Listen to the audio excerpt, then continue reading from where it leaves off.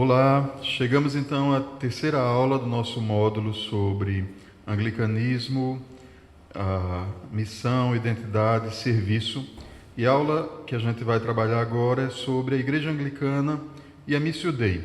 Então a gente já teve duas aulas anteriores falando sobre missão, a missão na tradição anglicana, falando sobre a identidade, nosso jeito de ser igreja. E agora a gente vai falar um pouco sobre a Igreja Anglicana e a Missio Dei. E a minha ideia nesse ponto é a gente pensar um pouco sobre essa vivência da Missio Dei no contexto brasileiro, latino-americano, nordestino. O que significa pensar a Missio Dei dentro da nossa realidade e do nosso contexto. Como a gente tem dito, a gente está trabalhando esses três pontos de forma interligada, pensando que a nossa identidade, na verdade, ela é um produto contínuo e aberto da nossa vida em missão, que está também relacionado ao nosso serviço. Então, pensar o anglicanismo é pensar essas questões em conjunto. E para hoje a gente vai falar um pouco sobre a elaboração teológica da noção de Missio Dei, a Missio Dei e a realidade do anglicanismo no Brasil, os modelos de missão predominantes no campo religioso brasileiro e alguns desafios para viver a Missio Dei nas comunidades anglicanas em nosso contexto. Então, a elaboração teológica da noção de Missio Dei. Como a gente já disse nas outras aulas, a noção de Missio Dei, ela nasce por essa necessidade de retomar um sentido teológico da noção de missão, diante de um contexto em que, ao longo de vários séculos, missão no cristianismo se tornou cada vez mais atrelado a poder. Então, missão se tornou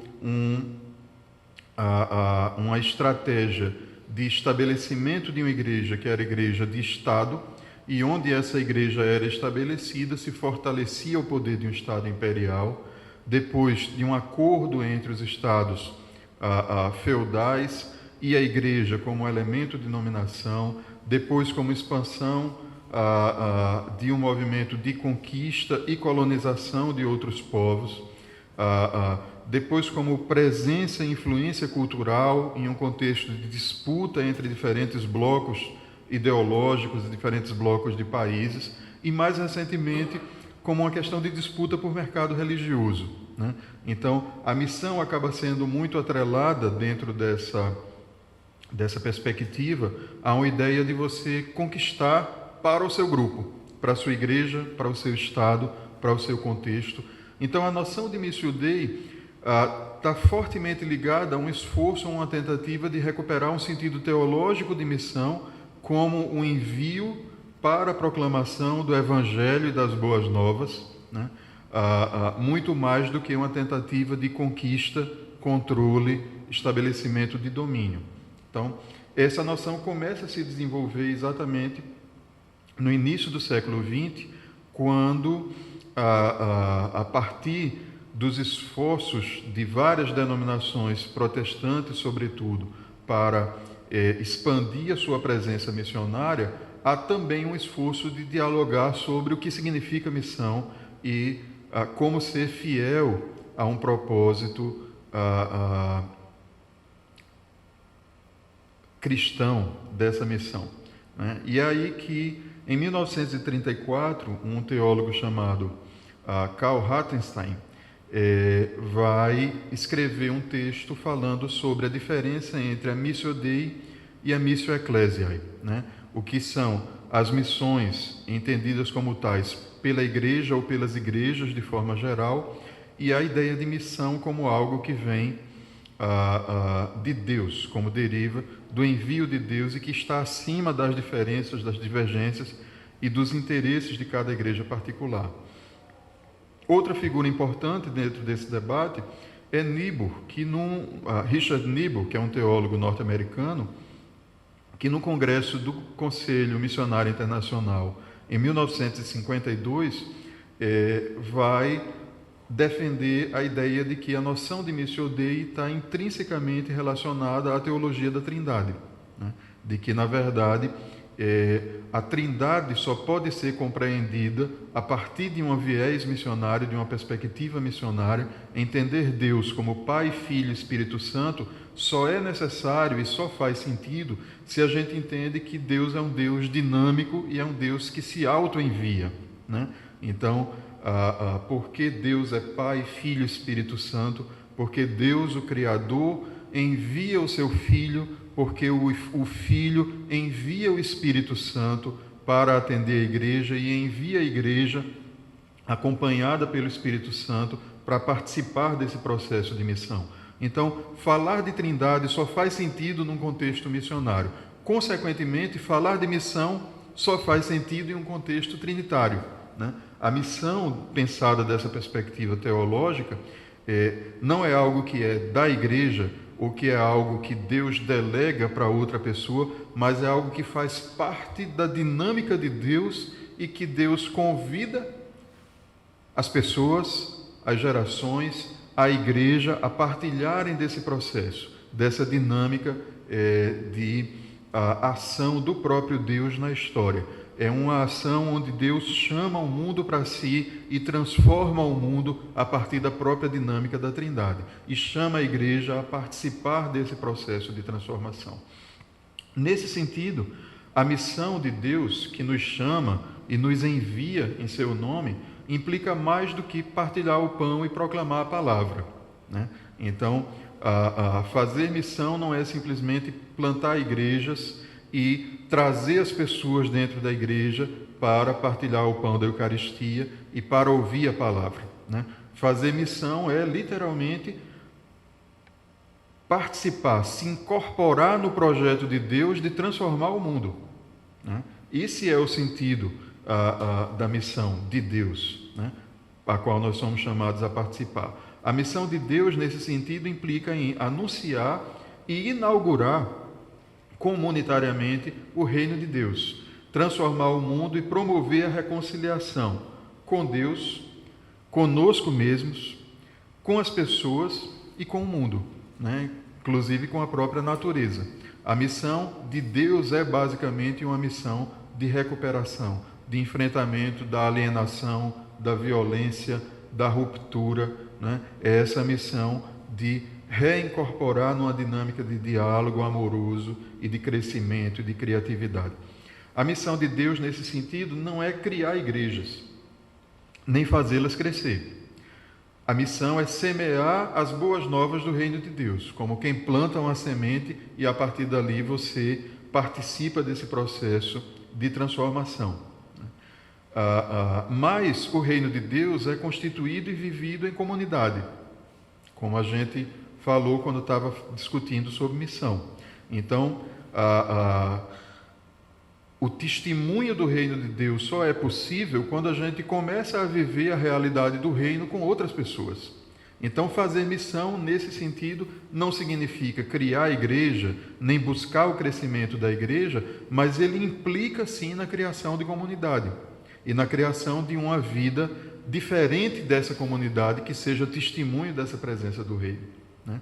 Então, nesse sentido, fazer igreja não é o objetivo da missão, mas é parte da missão, né? Viver igreja é parte da missão e é uma consequência desejável, necessária, né? Embora difícil, desse movimento missionário. Deus nos convida e desafia a participarmos da missão. As igrejas devem buscar se constituir-se nesse sentido como comunidades missionárias. E o crescimento da igreja não é o objetivo, mas é esse resultado desejado e esperado da missão de Deus. Como então viver a Missio Dei dentro da realidade anglicana, e especialmente dentro da realidade anglicana no Brasil? E aí vale a pena chamar a atenção para alguns aspectos da própria realidade do campo religioso brasileiro, né? Em primeiro lugar, lembrar que uma grande parte da população brasileira, na verdade, mais de 90% da população brasileira já participa ativamente de grupos religiosos cristãos e não cristãos, né? Mesmo com o crescimento significativo que tem havido nos últimos anos dos grupos ou das pessoas que se identificam como não religiosas, a grande maioria dessas pessoas que se identificam como não religiosas nas pesquisas e no censo costumam dizer que acreditam em Deus, né? E grande parte delas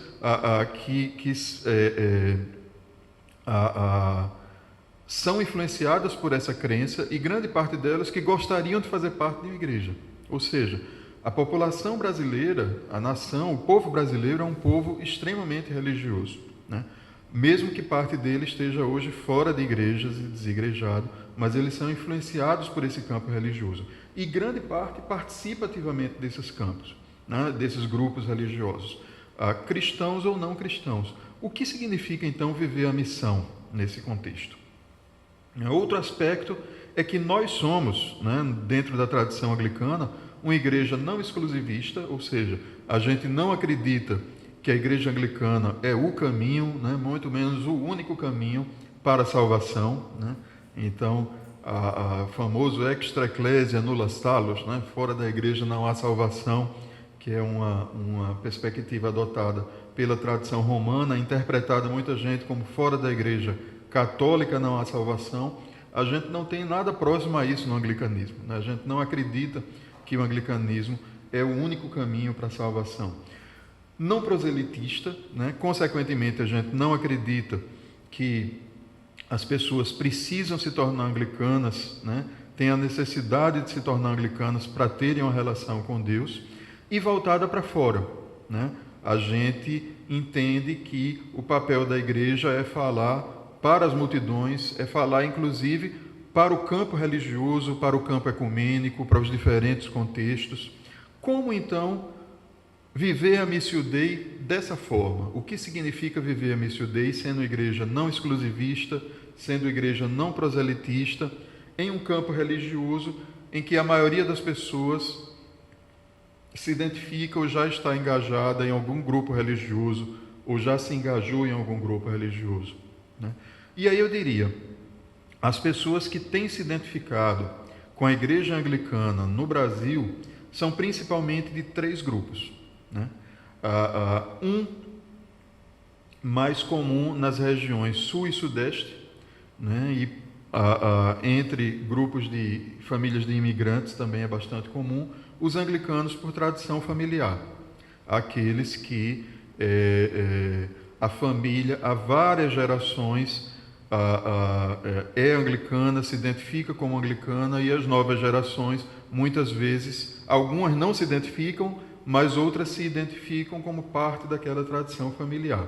Eu diria que esse grupo é cada vez menor, né? Ele ainda existe no sul, na região sul, um pouco na região do sudeste, principalmente com a colônia japonesa, mas no norte e nordeste do Brasil isso é quase inexistente. A gente não tem anglicanos de muitas gerações.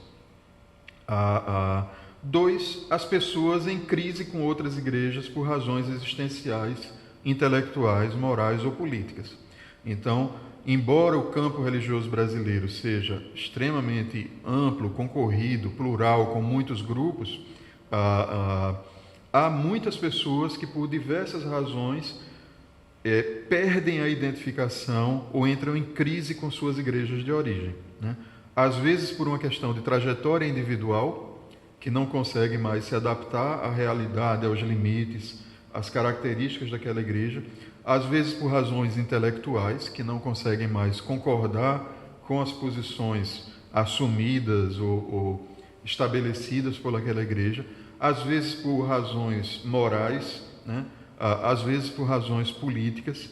Há esse processo de ruptura, e a igreja anglicana, por ter uma característica de pluralismo e inclusividade, acaba sendo um refúgio para muita gente que perde essa identificação, mas ainda quer ter um espaço de fé e um espaço de celebração, e acaba encontrando esse espaço no anglicanismo, né? E, por fim, os religiosos nominais ou pessoas sem igreja que buscam uma comunidade de fé. Gente que nunca, que até se identifica como católico ou como evangélico porque está ligado a uma tradição familiar, mas que nunca na prática se envolveu com a vida de fé e com a vida religiosa, e que em algum momento descobre o anglicanismo, e ali descobre no anglicanismo um espaço em que consegue se ver vivendo efetivamente a fé e que deseja participar da construção da fé. Esses são basicamente os 3 grupos que de alguma forma se identificam com o anglicanismo no Brasil. E é necessário a gente ter ciência disso para pensar o que significa viver a Missio Dei em nosso contexto, né? A gente quer viver a missão de Deus, a gente quer fazer diferença, a gente quer falar das boas novas, mas a gente quer também construir comunidade, né? E viver comunidades que sejam sinais do reino, que sejam antecipações do reino, né? Somente assim a gente dá testemunho do reino. E para fazer isso a gente precisa juntar pessoas. Quem são as pessoas que geralmente se juntam para viver nas nossas comunidades? São esses 3 grupos. E eu diria no Nordeste, principalmente os 2 últimos, né? Gente que passou por traumas, e essa é uma característica que precisa ser levada em consideração, que tem uma outra história, que abraça o anglicanismo por uma escolha, né? Ou por uma identificação secundária, né? Que não foi a primeira identificação, e gente que que eu diria que esse grupo B é o maior, e gente que tinha uma religião nominal, mas descobre no anglicanismo, se apaixona como uma comunidade para celebrar a fé. Esses são os grupos que partilham da nossa comunidade. Pois bem, como então viver a missão junto com esses grupos, né? O que significa viver a Missio Dei dentro desse contexto? E eu diria que, para entender isso, é importante a gente pensar também em quais os modelos de missão que têm sido predominantes dentro do campo religioso brasileiro, né? E eu vou destacar 4 aqui, não para a gente adotar um deles, mas para a gente pensar assim, o que significa para frente, né? Como pensar a nossa proposta, o nosso desejo, as nossas expectativas em relação à missão, o nosso chamado para viver a missão criativamente em nosso contexto, conhecendo a realidade do que se tem de experiência de vida cristã e de vida de missão dentro da realidade brasileira, pela qual, inclusive, muita gente que se junta nas nossas comunidades já passou, né? Então, primeiro modelo que eu chamaria a atenção, e muita gente, inclusive, espera que a gente tenha, né? O que é um detalhe importante. Então, a gente muitas vezes precisa desconstruir um certo imaginário de missão, um certo imaginário religioso para mostrar que é possível uma outra forma de viver a fé, o evangelho e a missão, né? Porque mesmo quando as pessoas entendem isso intelectualmente, há também uma questão de adaptação existencial, afetiva, né? Da pessoa sentir que aquilo é igreja, né? Que aquilo pode ser igreja, que há uma forma diferente de ser igreja. Então, o primeiro modelo que é muito comum em nosso contexto é o modelo sectário ou exclusivista, né? Que é um modelo que eu diria que não é majoritário, mas tem uma tradição muito forte, principalmente no protestantismo brasileiro, mas também no catolicismo, e que está voltando a ganhar força em tempos recentes, né? Então, esse modelo é característico das igrejas evangélicas, né, das igrejas pentecostais clássicas, né, e também de parte do catolicismo conservador. E ele se baseia numa afirmação reiterada, contínua, de que o mundo está perdido, né? Então é aquele modelo do povo escolhido, do povo separado, né? Então o mundo está perdido, o mundo está dominado pelo pecado, o mundo se encaminha para a destruição. Então a pregação está sempre centrada nesse aspecto da condenação do mundo, né?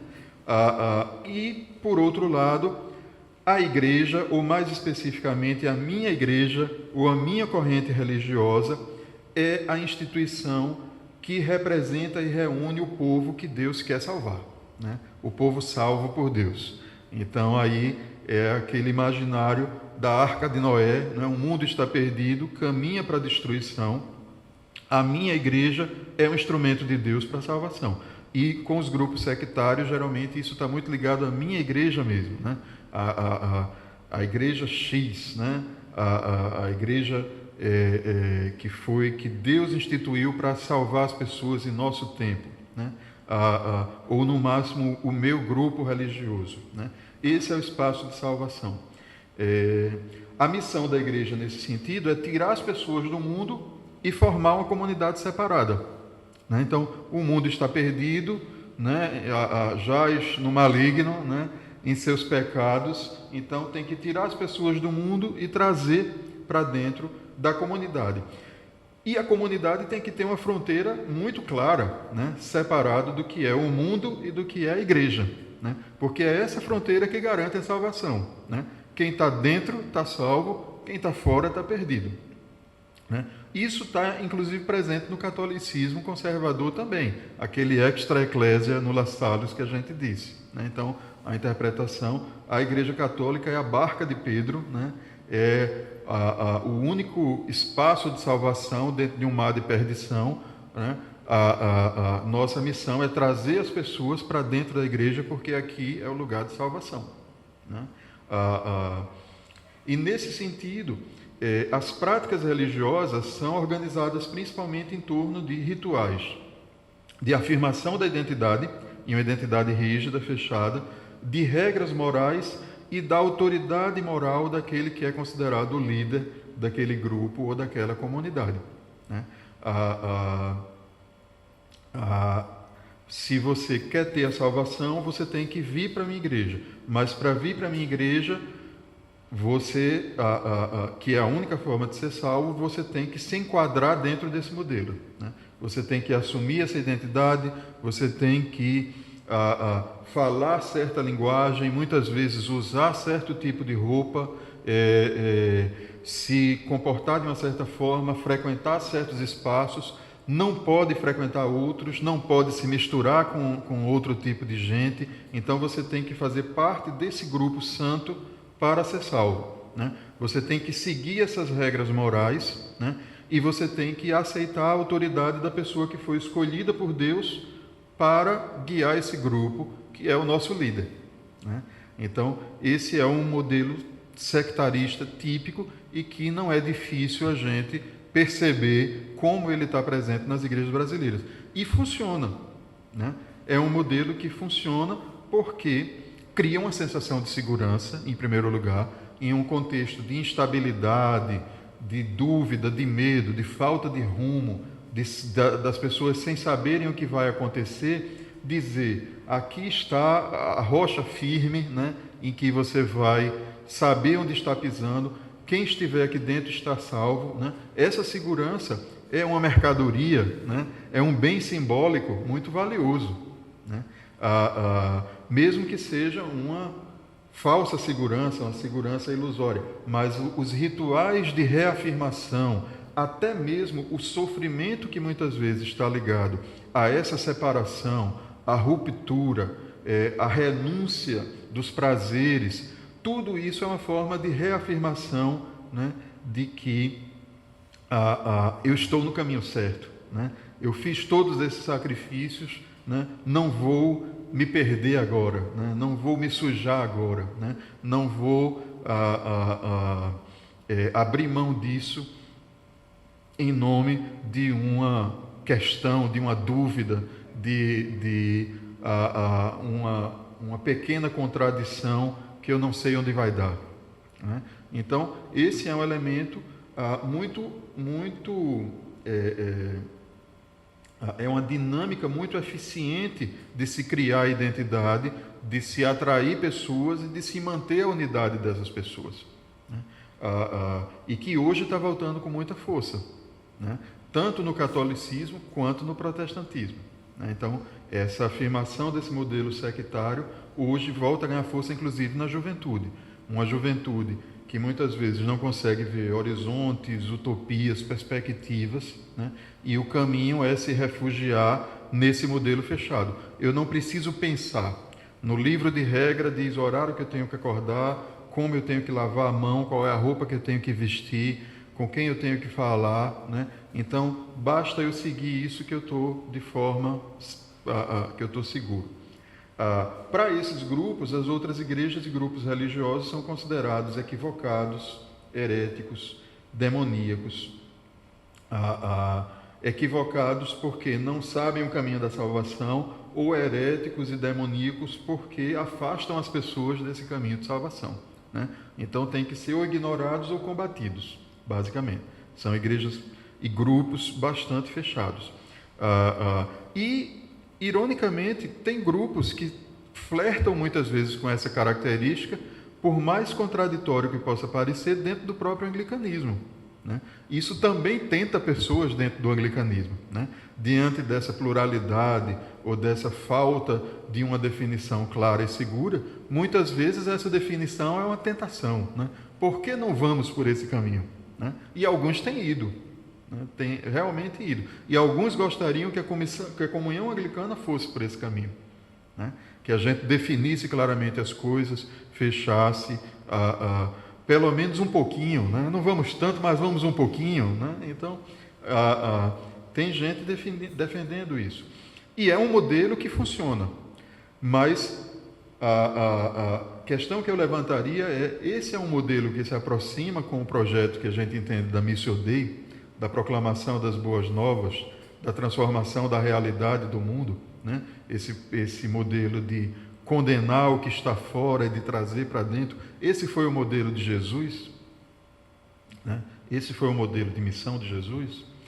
Outro modelo muito comum, esse aí eu diria que é um dos predominantes dentro do contexto atual, é o modelo neopentecostal, e aí eu diria uma das vertentes do modelo neopentecostal, que é o modelo missionário neopentecostal popular, né?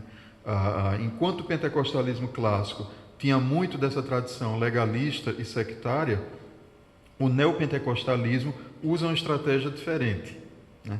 Ele não enfatiza tanto a ideia de traçar uma fronteira nítida e fechada entre quem está dentro e quem está fora, mas ele busca estabelecer uma relação de dependência quase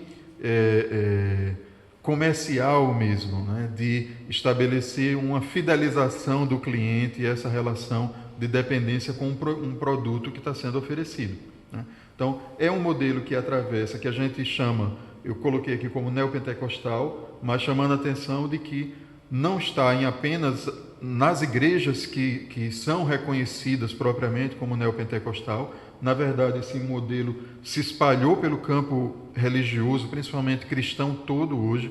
Então, está presente no catolicismo, nas igrejas históricas, inclusive na igreja anglicana, há traços também, né? Então, atravessa várias igrejas evangélicas, pentecostais e parte da própria renovação carismática, né? Esse modelo se baseia na afirmação de que os sofrimentos, dores, doenças e problemas econômicos e afetivos e outros problemas que as pessoas têm são causados pela ação do diabo. Então, é aquela coisa da batalha espiritual, há uma disputa entre Deus e o diabo, e todo sofrimento é causado pelo diabo, né? Então, Deus não quer que as pessoas sofram, Deus não quer que aconteçam esses problemas, a culpa, a razão disso é a ação do diabo.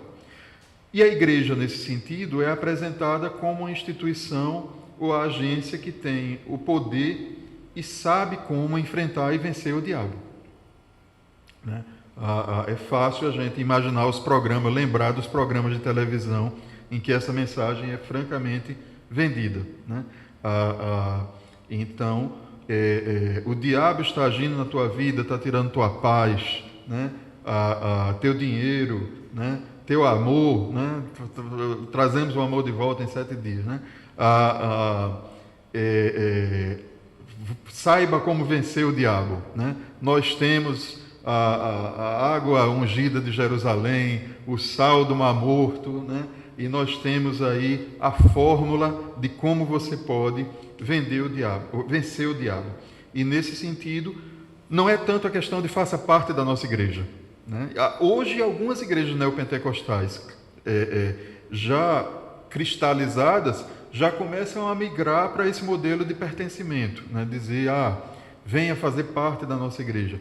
Mas o forte desse modelo não é o pertencimento, o forte desse modelo é essa relação de clientela, né? Eu tenho aquilo que você precisa para vender o diabo. para vencer o diabo, né? Não interessa se você se diz que é da minha igreja ou não, se tem carteirinha de membro ou não. Vem aqui e você vai aprender. E aí você cria uma relação que não precisa ter identidade, carteirinha, precisa ter essa relação de dependência. As práticas religiosas nesse sentido são organizadas em torno de rituais de cura, libertação, milagres, batalha espiritual, né? Pisar na cabeça do diabo e tal. Em alguns momentos isso já está ganhando uma dimensão pública e política, e a gente vê isso hoje acontecendo, né? Então, porque também é uma massa que implica num certo poder político, então dizer tal grupo político ou tal grupo social, né? Ou tal movimento é do diabo, né? Então, se você se associar a eles, você vai estar se associando a toda a maldição do diabo, né? Para vencê-los, você tem que se associar com o grupo de Deus que luta contra o diabo, né? E aí, isso que era transformado em ofertas, dízimos, passa agora a ser transformado em votos também.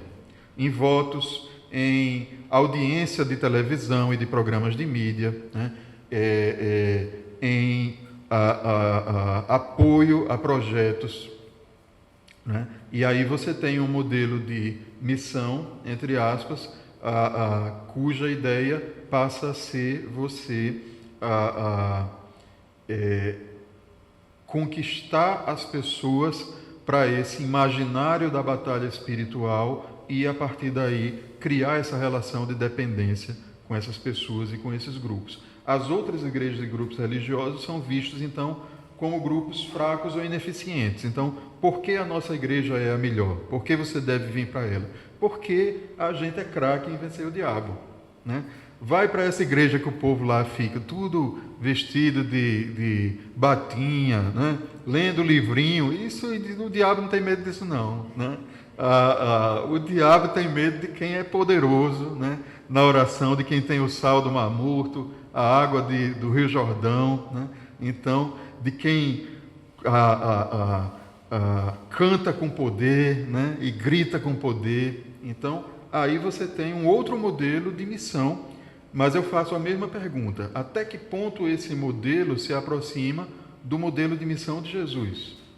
Daquela missão numa perspectiva trinitária, como a gente falou, da Missio Dei, da ideia de você proclamar as boas notícias, né? De você cuidar das pessoas feridas, de você libertar os cativos, né? É uma questão de você transformar a realidade, é uma questão de você transformar a realidade ou de você usar a realidade para se promover ou para obter um certo lucro, uma certa vantagem a partir dela, né? Um terceiro modelo que eu chamo a atenção, e muita gente que vem para nossas igrejas, vem tendo vivenciado esse modelo, e muitas sendo o único modelo que elas conheceram na vida toda, né? E elas acabaram que não funcionou, né? A água, o sal, a oração poderosa, né? Não tirou as mazelas, né? Ou ela mesma foi considerada do diabo, né? E consequentemente excluída, né? Mas ela não quer se afastar de Deus, e ela procura um outro espaço, e ela vem para a nossa igreja, mas ela sente falta, né? Como é que eu vou fazer para vencer o diabo, né? Qual é a força que vocês têm, né? Vocês são muito fraquinhos, né? E sentem falta desse modelo. Um outro modelo neopentecostal também muito forte, se o primeiro que eu citei é mais típico das classes populares, esse segundo é parecido, mas é mais voltado para a classe média, que não tem aqueles problemas mais, ou tem menos, né? Aqueles problemas mais básicos de doença, né? A classe média tem acesso a médico, tem acesso à escola, tem acesso a outros recursos. Então, o problema não é aquele problema... tem acesso a uma outra forma de lidar com os relacionamentos, não são aqueles problemas do neopentecostalismo mais popular. Também atravessa várias igrejas evangélicas, pentecostais, protestantes, históricas e parte da renovação carismática. Esse modelo se baseia na afirmação de que Deus promete a seus filhos e filhas a conquista do sucesso. Então a questão não é mais agora se livrar da doença, da dívida, da dor de cotovelo, né? O problema agora é você alcançar o sucesso, a prosperidade, a felicidade, né? E que Deus promete isso a seus filhos e filhas, essa vida abundante, que significa basicamente sucesso no mundo, né? É a chamada teologia da prosperidade. A igreja, nesse sentido, é apresentada como uma instituição, agência ou lugar onde é possível encontrar com Deus, sentir sua presença e fazer pactos para alcançar esse sucesso, né? A teologia do pacto, de você faz um acordo com Deus, Deus vai ensinar o caminho como você chegar lá. As práticas religiosas são organizadas assim em torno de rituais de afirmação de um modelo burguês de santidade, né? Então, você faz parte das pessoas de bem, também dos escolhidos de Deus, né? Expiação da culpa, né? Então, o seu pecado que lhe afasta de Deus, você precisa confessar e superar esse pecado, e produção da euforia, né? Agora que você está livre, você é um vencedor, é um filho de Deus, você vai chegar lá, você nasceu para isso e tal. E nessa dinâmica entre a culpa e a euforia, você também tem um mecanismo poderoso de atrair as pessoas, né? Então, Deus quer que você seja cabeça e não cauda, né? Deus quer que você seja rico e não pobre, né? Deus quer que você esteja entre os bem-sucedidos e não entre os fracassados. Se você está fracassado é porque você está longe de Deus, né? Se você não conseguiu chegar lá é porque você está longe de Deus. De quem é a culpa? Sua, dos seus pecados, né? Venha para cá, confesse os seus pecados, se reaproxime de Deus e agora viva uma vida plena. Aí você vai, dá uma escorregada ali, semana que vem você vem de novo, né? Confessa os pecados, e aí você tem uma dinâmica que atrai pessoas, né? Atrai as pessoas para essa projeção, para esse modelo de sucesso, enche igreja facilmente, que também não está tão ligado assim a uma relação de pertencimento. Não é questão de você ser membro da igreja ou não. É uma questão de você, eu vou naquela igreja, né? Eu frequento aquela igreja, eu vou naquele pastor, não é nem na igreja, né? Me lembrei de um filme que foi lançado recentemente, que tem um drive-in religioso, né? Onde o pastor atende as pessoas que vão passando lá de carro. Então, eu vou naquele pastor porque ele é uma bênção, né? Porque ele sim tem aquela palavra.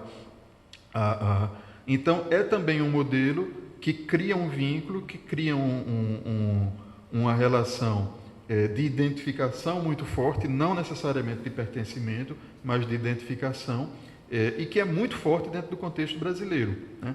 As outras igrejas ou grupos são vistos então como grupos burocráticos, frios, né? Que não aproximam você verdadeiramente e realmente de Deus. E aí eu faço a mesma pergunta: até que ponto isso se aproxima da proposta ou do projeto da Missio Dei, né? A perspectiva é você mudar a realidade ou você se dar bem dentro da realidade, né? É você transformar as estruturas injustas ou você simplesmente escapar da injustiça e exercer a injustiça, se for o caso, contra outro, né? Você está no topo na relação de desigualdade, na relação de injustiça, né? Então, mas é um modelo muito forte e do qual muitas pessoas que estão no nosso contexto vieram, né? E muitas vezes sentem falta de alguns desses elementos também. O quarto modelo é o típico das igrejas tradicionais e ecumênicas, que é característico das igrejas evangélicas históricas, principalmente, de parte também do catolicismo conservador, e que se baseia na importância do pertencimento e da preservação das tradições familiares e comunitárias, né? Então é a igreja onde seu pai, seu avô foi batizado, onde está lá a pia batismal, que ele foi batizado, onde seus pais se casaram, né? Onde você fez a primeira comunhão ou a confirmação.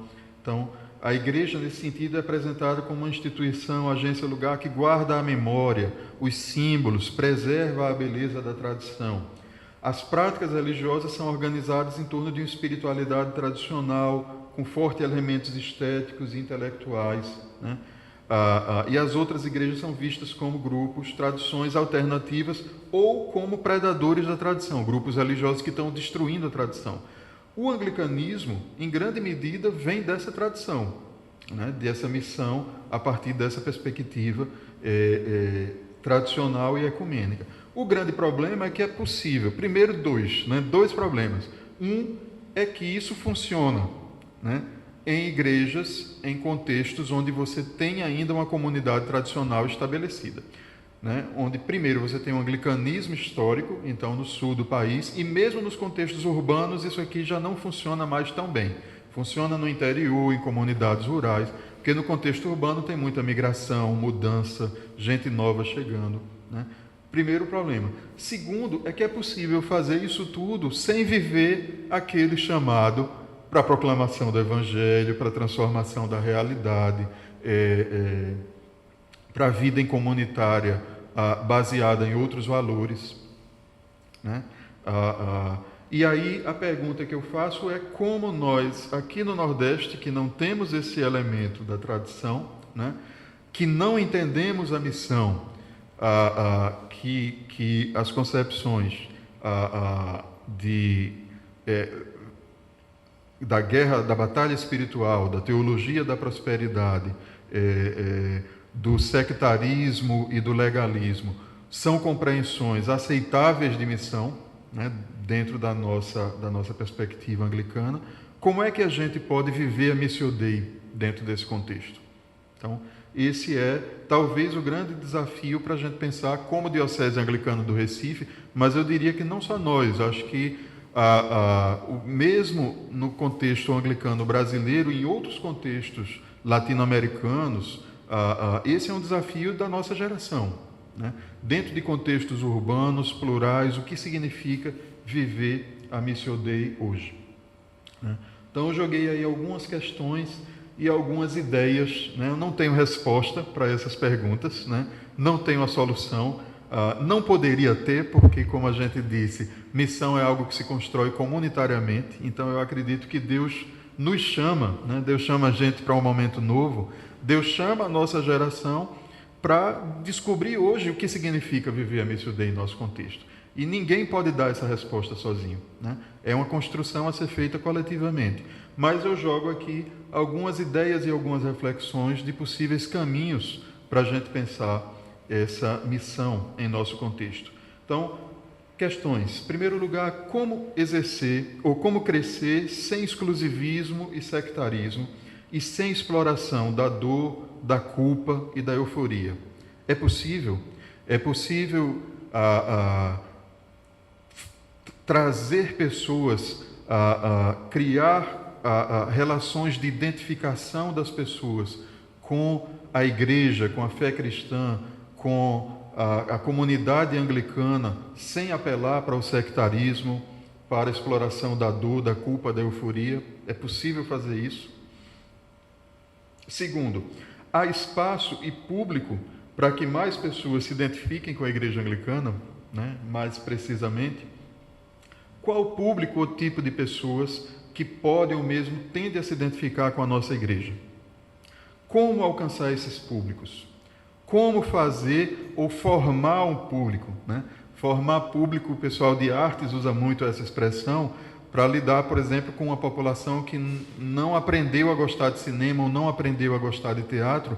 Então você não tem o desafio só de trazer as pessoas para o cinema e para o teatro. Você tem o desafio de fazer elas gostarem de arte, de cinema, de teatro, para depois trazer elas, né? Isso é formar público. Eu diria que a gente tem um desafio semelhante na igreja. Pessoas que nunca experimentaram um modelo de vida cristã como a gente se propõe, nem sequer sabem que ele existe. Como fazer essas pessoas sentirem falta e desejarem aquilo que elas nem sabem que existe, né? Isso é pensar o que significa formar público, né?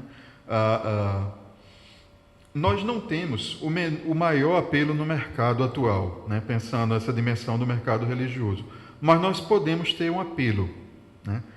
Para isso é necessário ter clareza de nossas perspectivas. E aí a confusão sobre o que fazer e as tentativas de imitar parcialmente um modelo ou outro, frequentemente atrapalham mais do que ajudam, porque acabam se tornando uma espécie de propaganda enganosa. A gente quer ficar parecido com a igreja tal, e as pessoas podem até vir no primeiro momento achando que é aquilo, mas se a gente não vai trazer o pacote completo, mais cedo ou mais tarde elas vão dizer: estão querendo me enganar, né?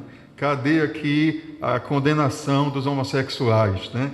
Cadê aqui a afirmação de que é o homem que manda na mulher, né? Sem isso, a igreja não é de verdade, né? Então, como fazer isso? E aí eu jogo alguns desafios para a gente pensar, né? Para viver a Missio Dei nas comunidades anglicanas em nosso contexto. Primeiro, eu diria que um dos caminhos que eu acredito que pode nos ajudar nessa proposta é o de construir e fortalecer comunidades baseadas em laços de amizade, né? Mais do que na culpa ou na sensação de superioridade ou na exclusão do outro, baseado em laços de amizade, fraternidade e serviço. Falamos mais de serviço daqui a pouco, né? Fortalecimento de comunidades inclusivas, ricas em diversidade, participativas, atualizadas, engajadas, com relações de amizade sólidas, maduras, saudáveis. Parece fácil, né? E aí pensar mesmo em coisas que, de fato, produzem a construção dessa relação de amizade. Festas, passeios, dança, teatro, música.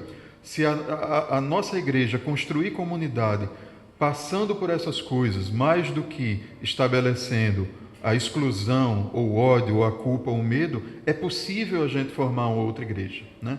Então, geralmente, quando a gente pensa nessas coisas, se diz: é uma igreja clube, né? Eu diria, se a igreja for só clube, é um problema, né? Se não tiver nada além disso, é um problema. Mas se isso for uma expressão de uma vida comunitária ativa e viva, eu não vejo nenhum problema em ser igreja clube, né? A comunidade de Jesus era uma comunidade que estava ali junto, andando, pescando, nadando, soltando piada, que se a gente souber ler o Evangelho, a gente vai ver que está cheio de piada ali, né? Tirada humorística, ironia, aquilo era a comunidade de Jesus. Se a gente não for capaz de construir uma comunidade com esse vínculo de amizade, onde um chega e deita no peito do outro, onde a mulher que tinha uma posição totalmente excluída da sociedade sente segurança para ser liderança dentro da comunidade e para ir lá falar com os discípulos com autoridade. Se a gente não é capaz de construir esse tipo de comunidade, a gente não é capaz de mostrar o reino de Deus, né? O reino de Deus que a gente busca inaugurar é esse reino de uma vida rica, plena, cheia de amizade, amor, criatividade. Segunda coisa, investir no aprofundamento espiritual, né?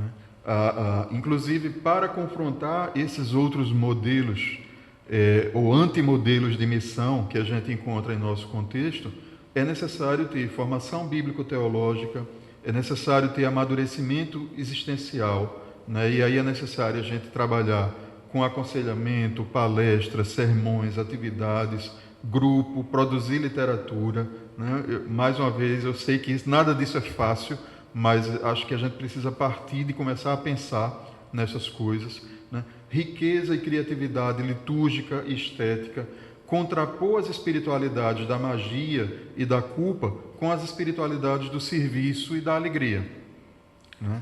Então, esse é um caminho que a gente pode, de fato, construir um outro jeito de ser igreja dentro desse nosso contexto, de viver a Missio Dei dentro desse nosso contexto.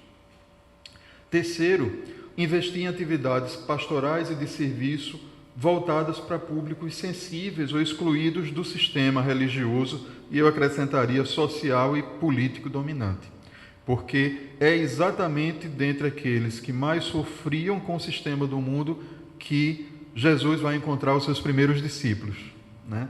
Tá lá na parábola da festa, né? Então, foram chamados aqueles as belas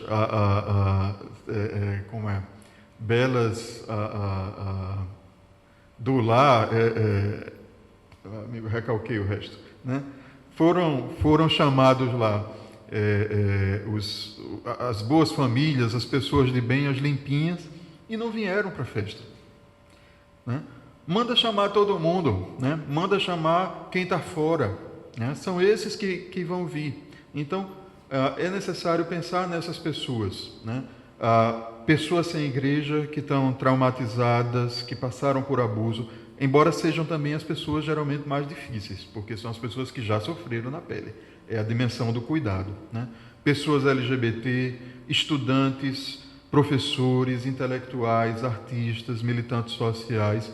Não é que a gente vai fazer uma igreja só para esse público, não estou defendendo isso de jeito nenhum, mas esse é um público que tem maior potencial de começar a se identificar com outro modelo de igreja, porque não tem espaço no modelo dominante, né? Não se enquadra no modelo dominante.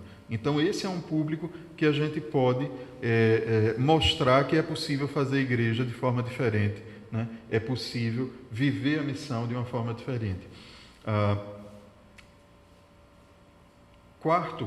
Quinto, né? Faltou o C aqui.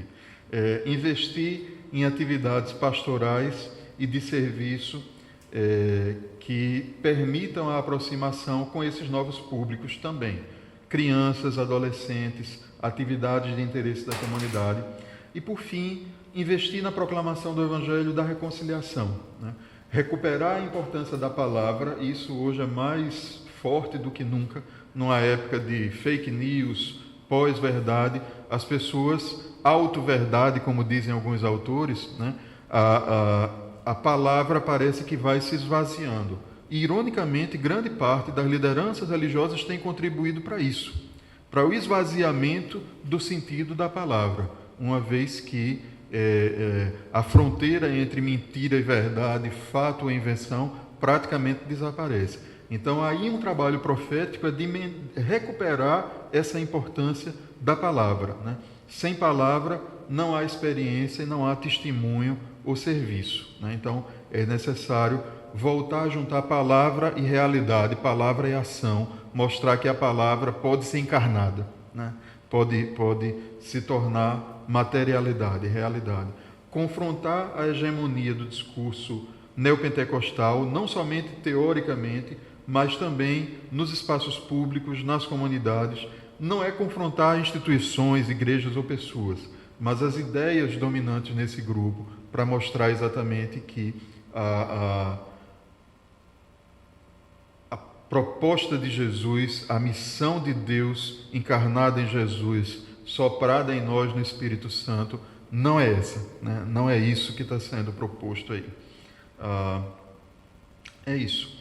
Então, eu finalizo chamando a atenção para que nós somos chamados para viver a Missio Dei como Igreja Anglicana nesse contexto, mas nós somos uma geração pioneira de anglicanos, principalmente quando a gente fala de Nordeste ou de Norte e Nordeste do país. Talvez não sejamos a primeira, mas somos a segunda, né? Em alguns contextos, no máximo a terceira geração de anglicanos. Então, é preciso a gente pensar e num tempo de rápidas mudanças, onde a realidade que era 5, 10, 15 anos atrás já não é hoje.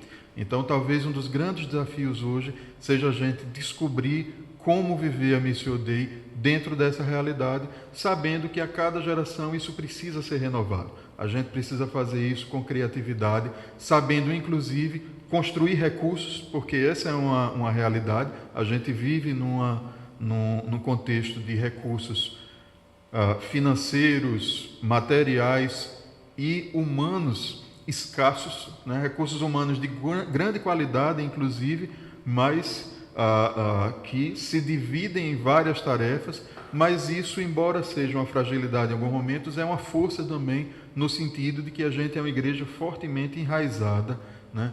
Capilarizada, envolvida em muitas coisas. Então, que a gente saiba transformar isso em força e viver a Missio Dei em nosso contexto.